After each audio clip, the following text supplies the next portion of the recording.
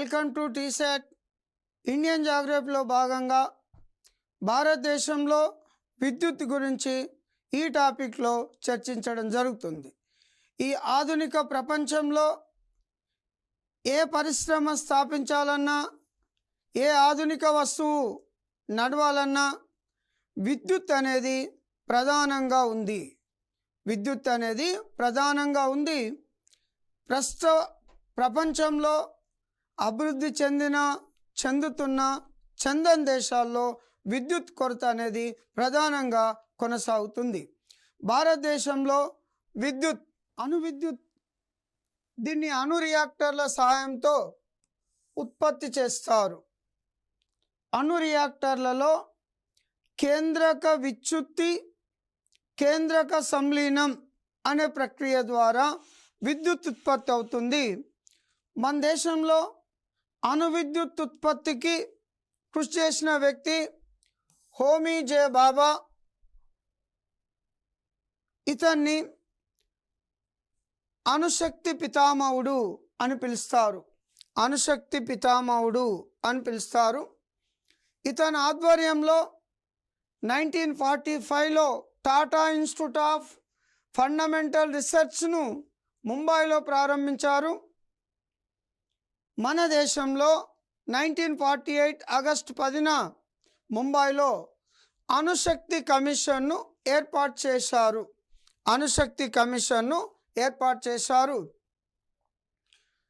మన దేశంలో 1954 ఆగస్టు 3న ముంబైలో అణుశక్తి విభాగాన్ని స్థాపించారు. ప్రస్తుతం దేశంలో అణుశక్తి సామర్థ్యం 6780 మెగావాట్స్.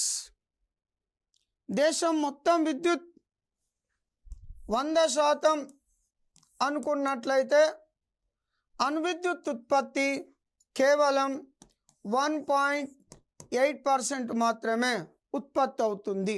అణువిద్యుత్ వ్యవస్థాపక సామర్థ్యం ఎక్కువ గల రాష్ట్రం మహారాష్ట్ర. ప్రపంచ అణువిద్యుత్ ఉత్పత్తిలో మొదటి స్థానం ఫ్రాన్స్. అణు ఇంధన ఖనిజాలకు ఉదాహరణ యురేనియం, థోరియం, బెరీలియం, ప్లూటోనియం. మన దేశంలో ప్రస్తుతం పనిచేస్తున్న అణువిద్యుత్ కేంద్రాల సంఖ్య 7.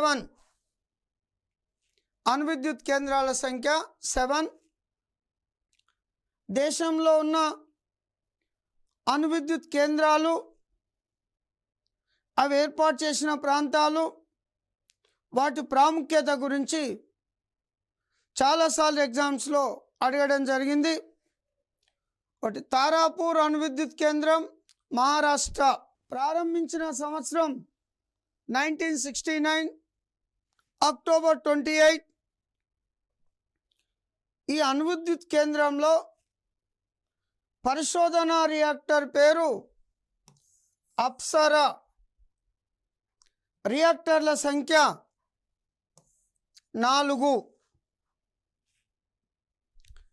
ఈ అణు విద్యుత్ కేంద్రం యొక్క ప్రత్యేకత భారతదేశంలో మొదటిది, ఆసియా ఖండంలో మొట్టమొదటి అణువిద్యుత్ కేంద్రం తారాపూర్ అణువిద్యుత్ కేంద్రం. నెక్స్ట్ రెండవది రావత్బటా, రాజస్థాన్. ప్రారంభించిన సంవత్సరం 1973 డిసెంబర్ 16.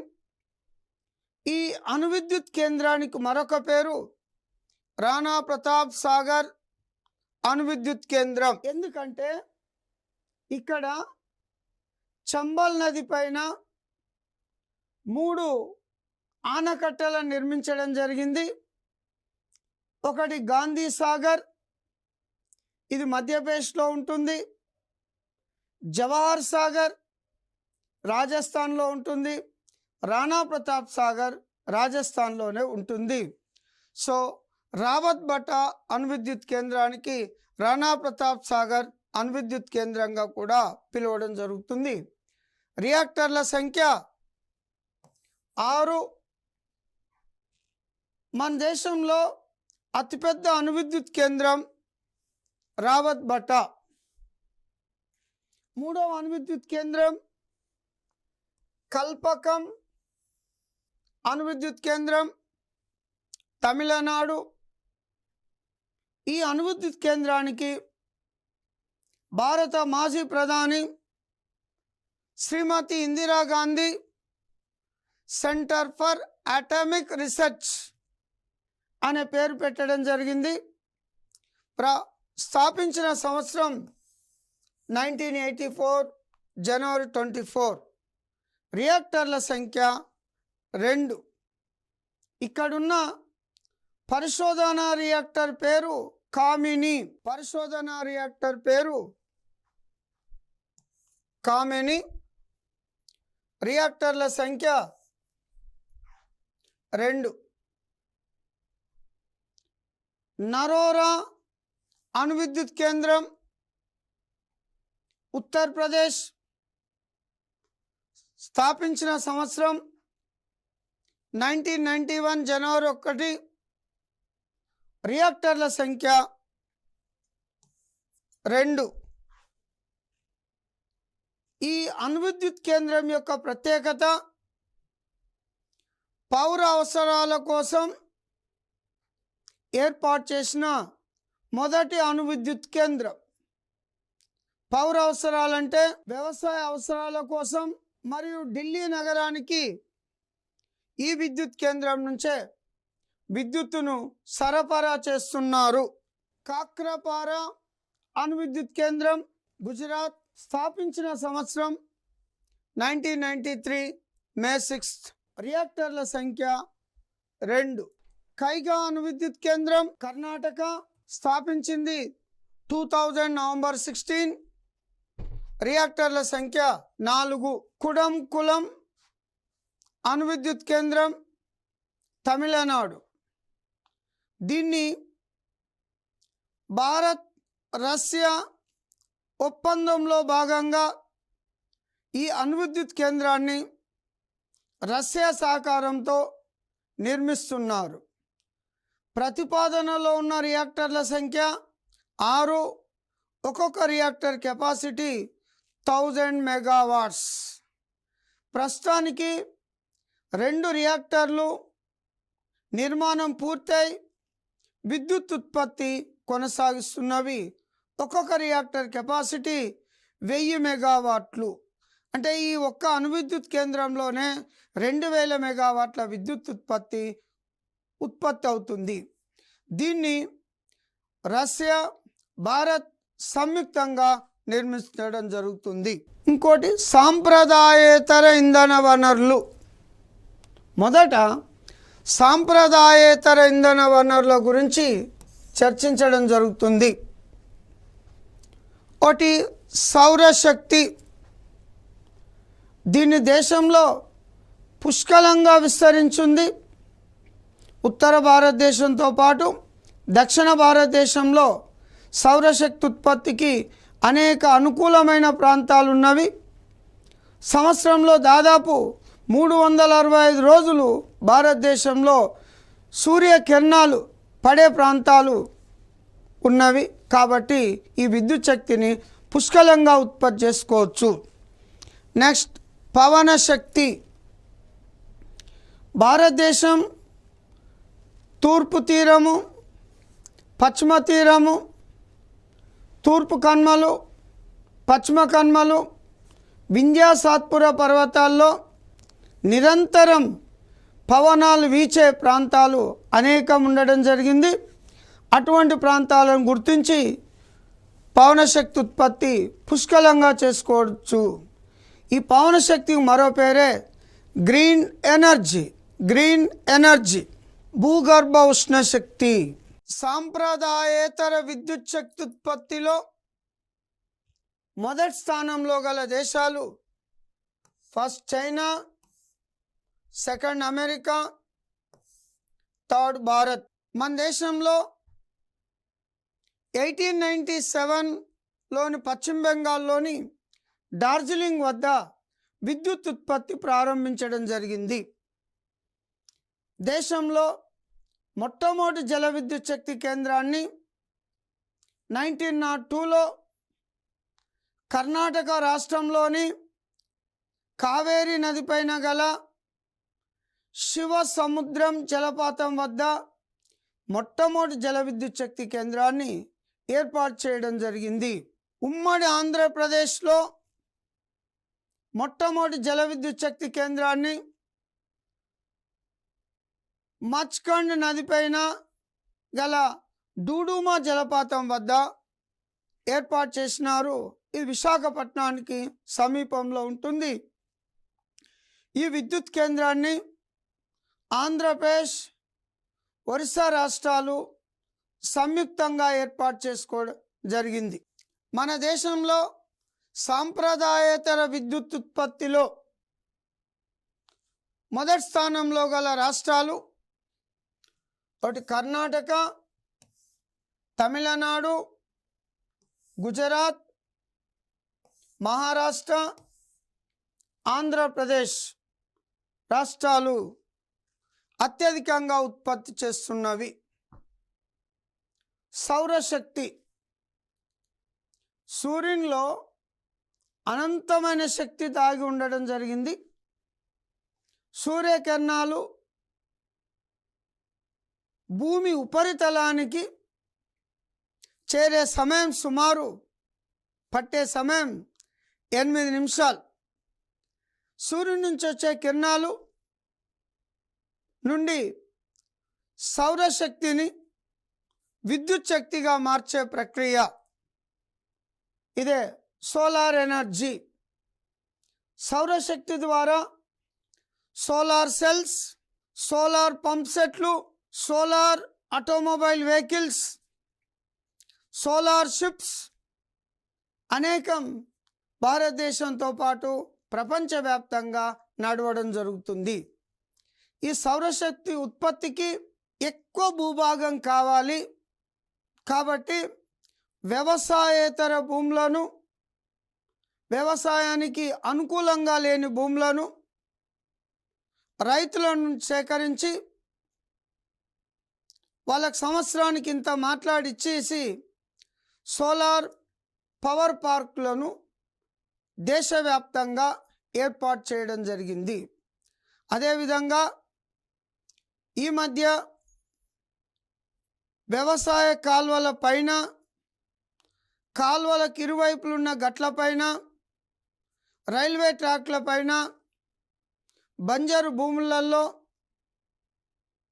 మరియు నేషనల్ హైవేలకు ఇరువైపులా పెద్ద మొత్తంలో సౌరశక్తి ఉత్పత్తి కొరకు సోలార్ ప్యానెల్స్ను ఏర్పాటు చేయడం జరిగింది. సౌరశక్తిని అత్యధికంగా ఉత్పత్తి చేస్తున్న రాష్ట్రాలు కర్ణాటక, రాజస్థాన్, తమిళనాడు, తెలంగాణ, ఆంధ్రప్రదేశ్.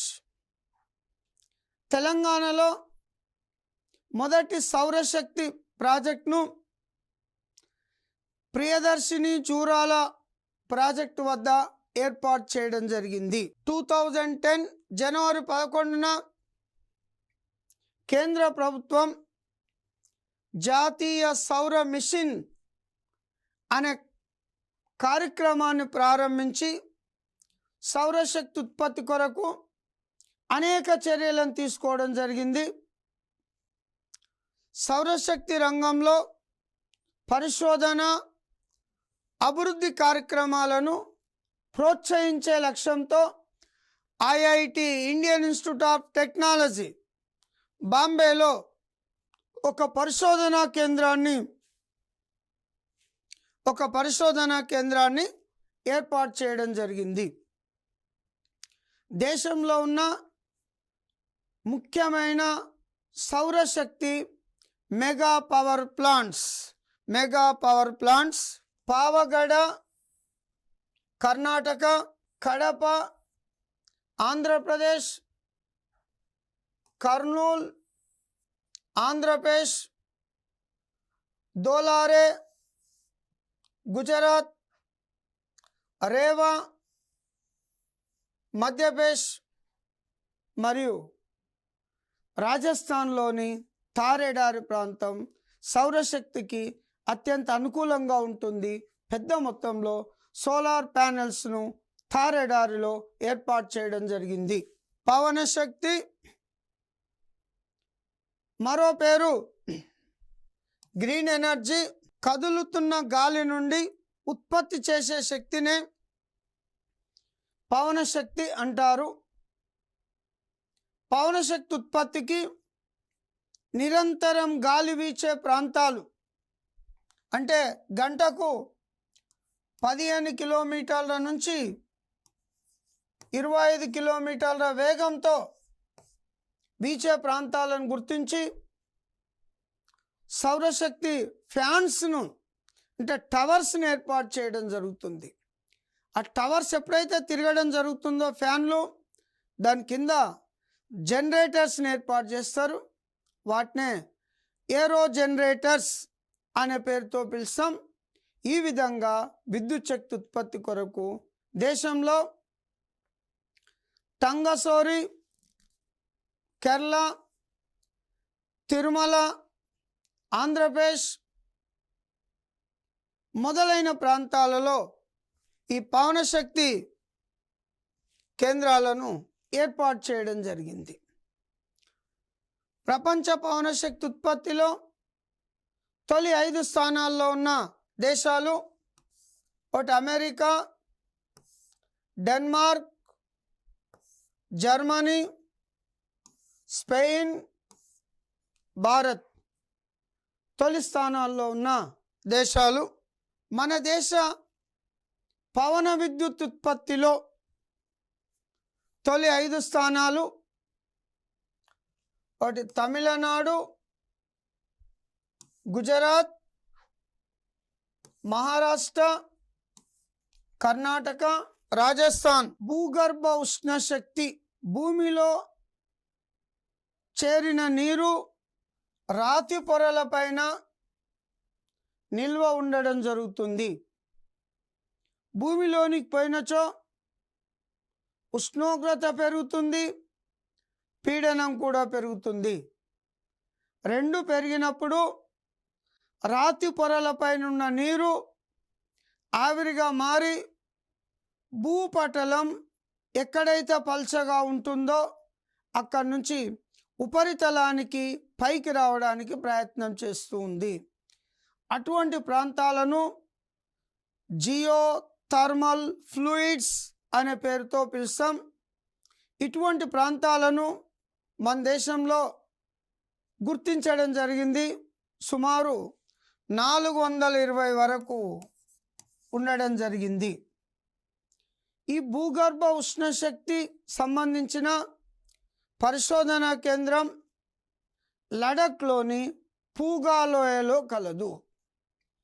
ఈ భూగర్భం నుంచి నిరంతరం వేడి నీరు, వేడి నీటి వాయువులు నిరంతరం ఉపరితలానికి వస్తున్నట్లయితే వాటిని గీజర్స్ అని పిలుస్తాం. ప్రపంచ ప్రఖ్యాతిగాంచిన గీజర్స్ అమెరికాలోని యెల్లోస్టోన్ నేషనల్ పార్క్లో కలవు. మన దేశంలో ఈ రకమైన విద్యుత్ ఉత్పత్తికి అనుకూలమైన ప్రాంతాలు పూగాలోయ, లడఖ్, పార్వతీలోయ, హిమాచల్ ప్రదేశ్, సూరజ్కుండ్ జార్ఖండ్, తావా గుజరాత్, జల్గాం మహారాష్ట్ర. జియోథర్మల్ రీసెర్చ్ కేంద్రం పూగాలోయ, లడఖ్లో కలదు. జియోథర్మల్ విద్యుత్ శక్తి ఉత్పత్తికి అనుకూలమైన ప్రాంతాలను గుర్తించడం జరిగింది. సముద్ర తరంగ శక్తి, టైడల్ ఎనర్జీ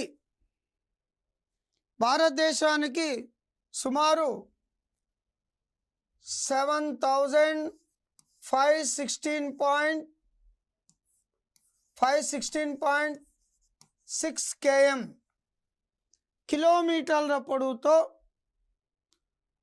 తీర ప్రాంతం కలదు. తూర్పు తీరంలో, పశ్చిమ తీరంలో ఈ రకమైన విద్యుత్ శక్తి ఉత్పత్తికి అనేక అనుకూలమైన ప్రాంతాలు ఉన్నవి. సముద్ర తరంగాల నుంచి, అలల నుంచి టర్బైన్స్ని ఏర్పాటు చేసి ఈ రకమైన విద్యుత్ శక్తి ఉత్పత్తి చేయడం జరుగుతుంది. ముఖ్యంగా మన దేశంలో టైడల్ ఎనర్జీ సెంటర్స్ ఒకటి కాంబే గల్ఫ్, గుజరాత్, టంగసోరి, కేరళ, సుందర్బాన్స్ డెల్టా, వెస్ట్ బెంగాల్, విజిమ్ కేరళ ఈ ప్రాంతాలు టైడల్ ఎనర్జీ ఉత్పత్తికి అనుకూలమైన ప్రాంతాలుగా గుర్తించి విద్యుత్ శక్తి ఉత్పత్తి చేయడం జరుగుతుంది. బయోమాస్ అంటే దేశంలో వివిధ ప్రాంతాలలో, వివిధ పట్టణాలలో చెత్త విపరీతంగా ఉత్పత్తి కావడం జరుగుతుంది. చెత్తను తరలించడం, నిల్వ చేయడం అనేక కష్టాలతో కూడుకున్న పని.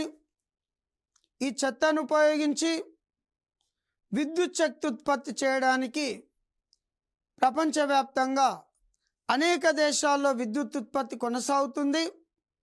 మన దేశంలో కూడా చెత్తను ఉపయోగించి విద్యుత్ శక్తి ఉత్పత్తి కొరకు ప్రయత్నాలు జరుగుతూ ఉన్నవి. ఈ దాంట్లో ఉపయోగించేవి వరి పొట్టు, గడ్డి, కొబ్బరి చిప్పలు, వేరుశనగ పొట్టు. ఈ మధ్య దేశంలో ఉన్న మార్కెట్ ప్రాంతాలలో పెద్ద మొత్తంలో వ్యర్థాలను ఉపయోగించి బయో పవర్ను ఉత్పత్తి చేసి ఆయా మార్కెట్లకు సంబంధించి విద్యుత్తును కూడా సరఫరా చేయడం జరుగుతుంది. భారతదేశంలో సాంప్రదాయ ఏతర విద్యుత్ ఉత్పత్తి గురించి ఇంతవరకు చర్చించడం జరిగింది. ఇప్పుడు సాంప్రదాయ ఇంధన వనరులు. సాంప్రదాయ ఇంధన వనరులను ఒకటి బొగ్గు, ముడి చమురు, సహజ వాయువు, అణు విద్యుత్. వీటిని ఒక్కసారి ఉపయోగించినామంటే మళ్ళా తిరిగి ఉత్పత్తి చేయడానికి అనుకూలంగా ఉండవు. ఒక్కసారి బొగ్గు మండిన తర్వాత బూడిదగా మారుతూ ఉంది. మరి బొగ్గు వనరులు భూగర్భంలో తయారు కావడానికి కొన్ని మిలియన్ సంవత్సరాలు పడుతూ ఉంది. రాబోయే తరాలకు ఉంచాలన్న ఉద్దేశంతో పెద్ద మొత్తంలో ఈ సాంప్రదాయ ఇంధన వనరులతో పాటు సాంప్రదాయేతర ఇంధన వనరులను ఎక్కువగా ఉపయోగించడం జరుగుతూ ఉంటుంది. ప్రపంచంలో అన్ని రకాల విద్యుత్ ఉత్పత్తిలో ఫస్ట్ అమెరికా, సెకండ్ చైనా. మన దేశంలో అత్యధికంగా విద్యుత్ ఉత్పత్తి చేస్తున్న రాష్ట్రాలు Maharashtra, second Gujarat, third Tamil Nadu, fourth Karnataka, Andhra Pradesh. వివిధ రంగాలలో విద్యుత్ వినియోగం ఒకటి పరిశ్రమలు 42%. ఏ దేశమైనా అభివృద్ధి చెందాలంటే వ్యవసాయ రంగంతో పాటు పరిశ్రమలు కూడా ప్రధానమైనవి. మరి పరిశ్రమలు నడవాలంటే విద్యుత్ ఉత్పత్తి పుష్కలంగా ఉండాలి. మొత్తం విద్యుత్ ఉత్పత్తిలో 42% పరిశ్రమలు ఉపయోగించుకోవడం జరుగుతుంది. నెక్స్ట్ గృహ రంగం 24%, వ్యవసాయ రంగం 18%, వాణిజ్య రంగం 8%, రైల్వేలు 2%, ఇతర రంగాలు 6%. భారతదేశంలో ఉత్పత్తి అయ్యే విద్యుత్తును వివిధ రంగాలలో ఈ రకంగా వినియోగించుకోవడం జరుగుతుంది. ఇక థర్మల్ విద్యుత్ అంటే బొగ్గు లేదా పెట్రోలియం సహజ వాయువు సహాయంతో విద్యుత్ ఉత్పత్తి చేస్తే దాన్ని థర్మల్ విద్యుత్ అంటారు. థర్మల్ విద్యుత్ కేంద్రాలు 1000 మెగావాట్ల కంటే తక్కువ ఉత్పత్తి అవుతే వాటిని థర్మల్ విద్యుత్ కేంద్రాలు అంటాం. 1000 మెగావాట్ల కంటే ఎక్కువ విద్యుత్ ఉత్పత్తి అవుతే వాటిని సూపర్ థర్మల్ పవర్ స్టేషన్లు అని పిలుస్తాం. మూడవది 4000 మెగావాట్ల కంటే ఎక్కువ విద్యుత్ ఉత్పత్తి అవుతే అల్ట్రా మెగా పవర్ ప్లాంట్స్ అని పిలుస్తాం. భారతదేశంలో థర్మల్ విద్యుత్కు ప్రధానంగా బొగ్గును ఉపయోగించడం జరుగుతుంది. మన దేశంలో థర్మల్ విద్యుత్ ఉత్పత్తి కొరకు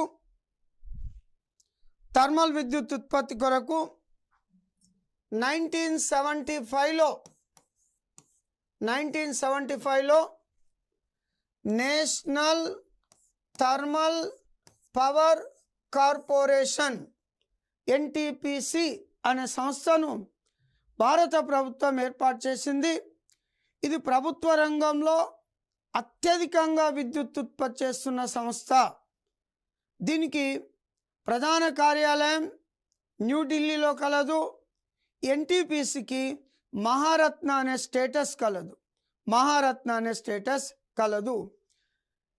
ఈ రకమైన థర్మల్ విద్యుత్ ఉత్పత్తిలో మొదటి స్థానంలో గల రాష్ట్రాలు Maharashtra, second Gujarat, third Uttar Pradesh, fourth Tamil Nadu. Telangana thermal విద్యుత్తులో 11వ స్థానంలో ఉంది. ఆంధ్రప్రదేశ్ 5వ స్థానంలో కలదు. ఇక జల విద్యుత్ అంటే ప్రాజెక్టులలో నిల్వ ఉన్న నీటిని గేట్ల ద్వారా విడుదల చేసి కింద టర్బైన్స్ని ఏర్పాటు చేసినట్లయితే విద్యుత్ ఉత్పత్తి జరుగుతుంది. దాన్నే జల విద్యుత్ ఉత్పత్తి అని పిలుస్తాం. ఈ రకమైన విద్యుత్ శక్తి ఎటువంటి పొల్యూషన్ లేకుండా నీటి వనరులు ఉన్న ప్రాంతాల్లో పుష్కలంగా నిరంతరం విద్యుత్ ఉత్పత్తి అవుతుంది. దీనికి ఎటువంటి పొల్యూషన్ అనేది ఉండదు. సో నెక్స్ట్ క్లాస్లో ఈ జల విద్యుత్ కేంద్రాలు, థర్మల్ పవర్ ప్లాంట్ల గురించి చర్చించడం జరుగుతుంది.